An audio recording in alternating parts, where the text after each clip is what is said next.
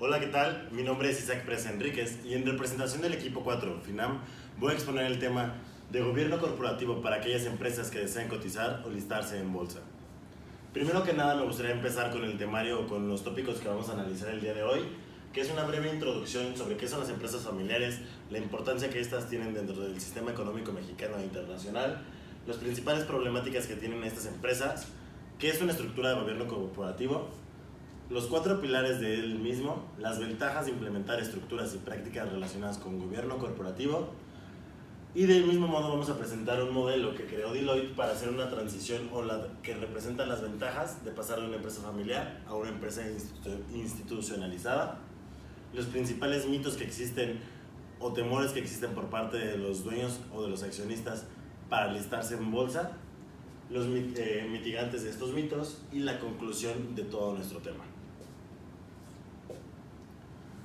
Primero que nada es importante saber qué es una empresa familiar, y para efectos de esta presentación nuestra definición de empresa familiar es aquella empresa que no cuenta con prácticas correctas o adecuadas y la estructura de gobierno corporativo y que el control y toma de decisiones está en una familia o en una persona. ¿Por qué digo que una definición para efectos de esta presentación? Porque a pesar de que las empresas familiares son de alta relevancia en el sistema económico mexicano, no existe una definición con base en ley de qué es una empresa familiar. Sin embargo, existen muchos autores que dicen que una empresa familiar puede ser aquella empresa que el 20% de acciones sea de una familia o de una persona. Entonces, por eso acotamos una definición para efectos de esta presentación. También es importante destacar que para el Grupo Bolsa Mexicana de Valores existen 2 tipos de estructura. La primera es empresas familiares y empresas con gobierno corporativo. Esta diferencia no es en cuanto a acciones, sino en cuanto a estructura. En la primera sí existe una asamblea familiar, sí existe un proceso de toma de decisiones, pero este proceso de toma de decisiones está muy relacionado con la familia tenedora de las acciones. Y puede ser que estas decisiones no estén enfocadas en beneficiar a la empresa, sino a los accionistas.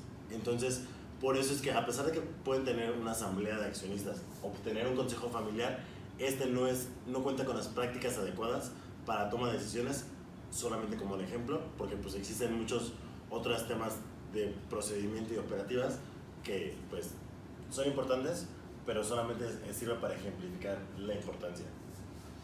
Y las empresas con gobierno corporativo se diferencian de estas empresas por las estructuras. Siguen teniendo una asamblea, siguen teniendo un consejo de administración, pero ya existen protocolos para toma de decisiones, quién las va a tomar, por qué las va a tomar, que este puesto que tiene esa persona esté respaldado por una experiencia o por un conocimiento, y no solamente porque es familiar o porque es hijo o porque es nieto o porque tiene una relación cercana con la familia. Y existen adicionalmente a la asamblea y el consejo de administración ciertos comités. Es importante mencionar que en cuestión de los comités, cada una de las empresas puede tener cuantos comités sean necesarios, pero los más comunes son el comité de auditoría y el de prácticas societarias. Puede existir el de riesgos, planeación, finanzas, innovación, desarrollo, etc.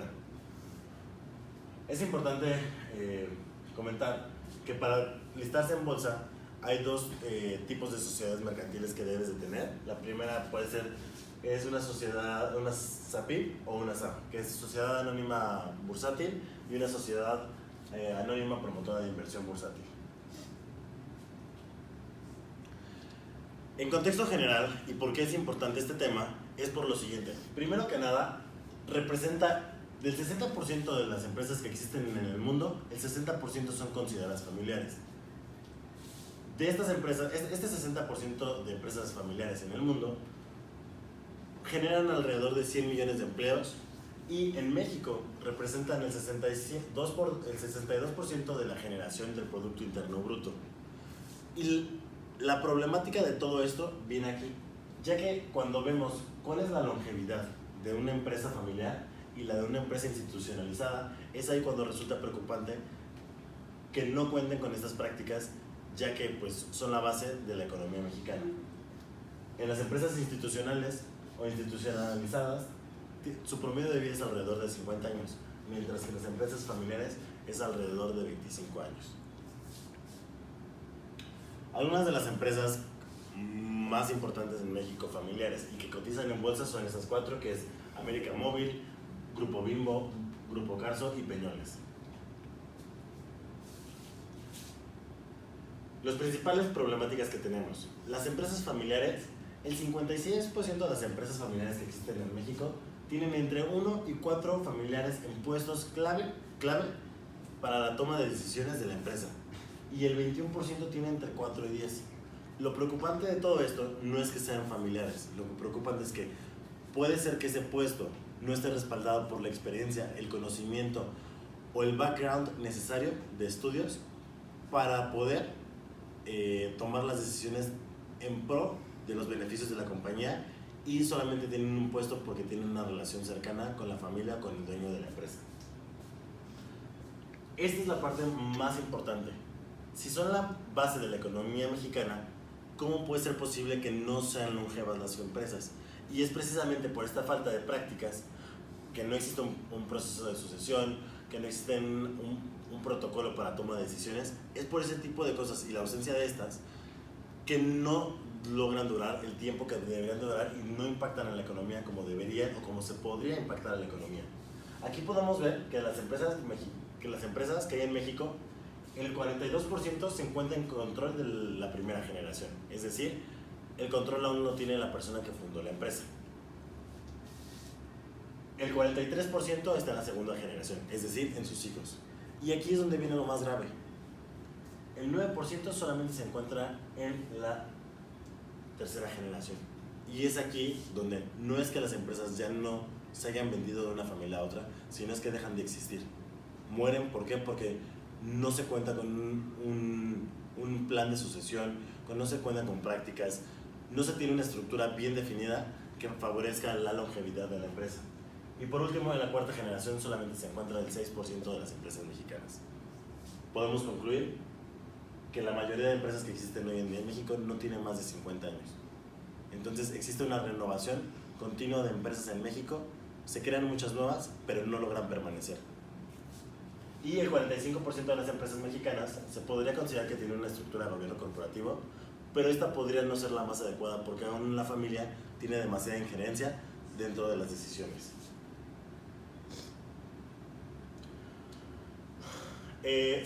Hay distintas estructuras dentro del gobierno corporativo. Las más importantes son estas tres, que son la asamblea de accionistas, el consejo de administración y los comités.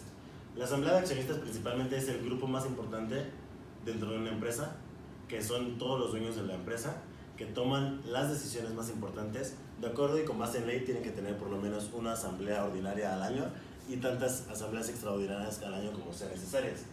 El consejo de administración es quien se va a encargar de la administración y toma de decisiones dentro de la empresa para beneficio de la empresa y rinden cuentas a la asamblea de los accionistas.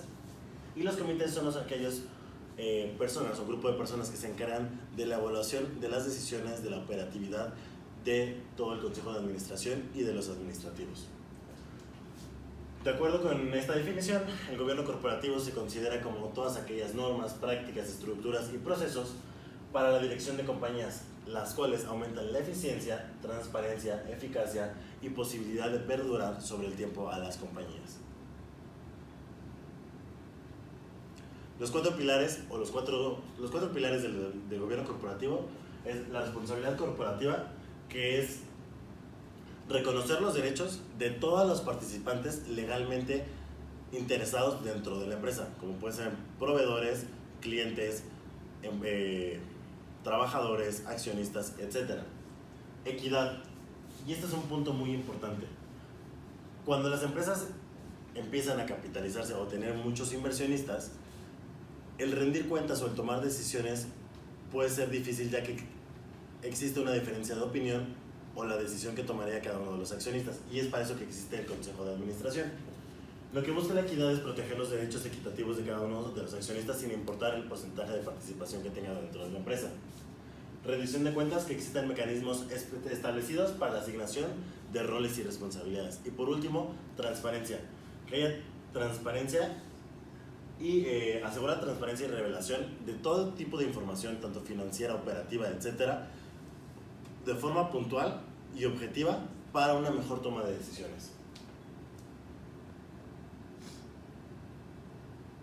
Las ventajas de tener una estructura de gobierno corporativo generan más crecimiento porque hay prácticas establecidas, protegen los intereses de todos los accionistas ya que están representados no por el porcentaje de acciones que tienen, sino por un consejo de administración, mejora la imagen de empresa hacia nuevos inversionistas o nuevos posibles inversionistas, aseguran un buen manejo y administración de la empresa, permite acceder a más y mejores fuentes de financiamiento y por decir mejores acceden a deuda mucho más barata o pueden encontrar apalancamiento mucho más barato, permiten también una mayor transparencia en sus actividades y toma de decisiones.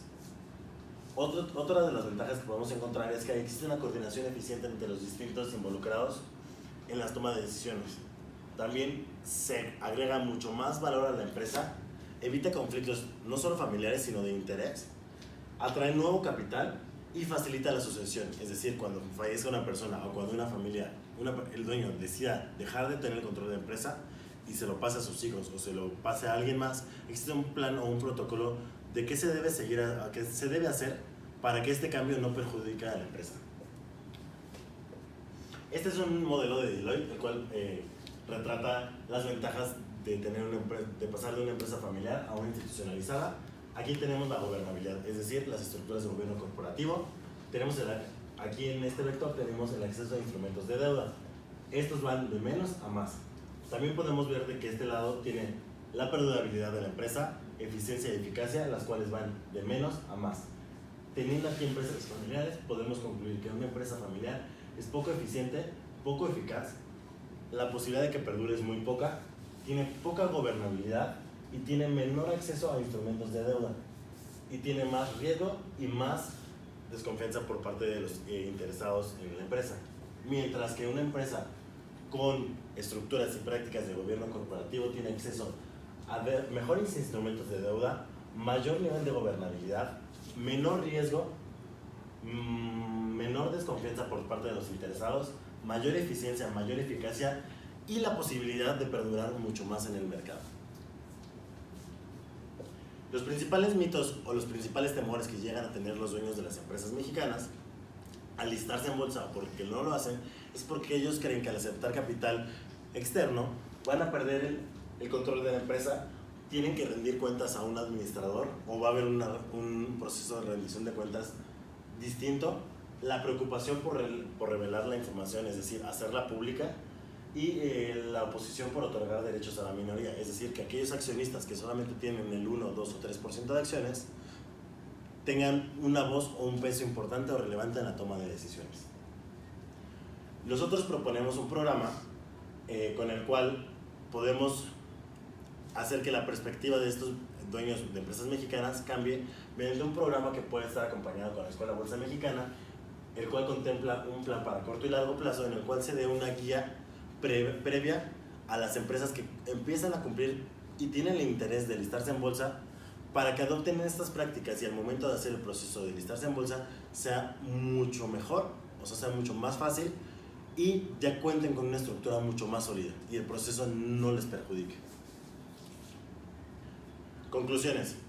Si queremos tener un sistema económico sólido dentro del territorio mexicano, el gobierno, las empresas, los dueños y los trabajadores tienen que buscar la forma de instaurar estas prácticas de gobierno corporativo dentro de las empresas para asegurar la longevidad, aumentar la eficiencia, eficacia, productividad, transparencia y así poder no solamente impactar o beneficiar a estas empresas o a los accionistas de estas empresas, sino también beneficiar a toda la sociedad mexicana, ya que la generación de un sistema sólido mexicano no solamente beneficia a ellos, sino a todos.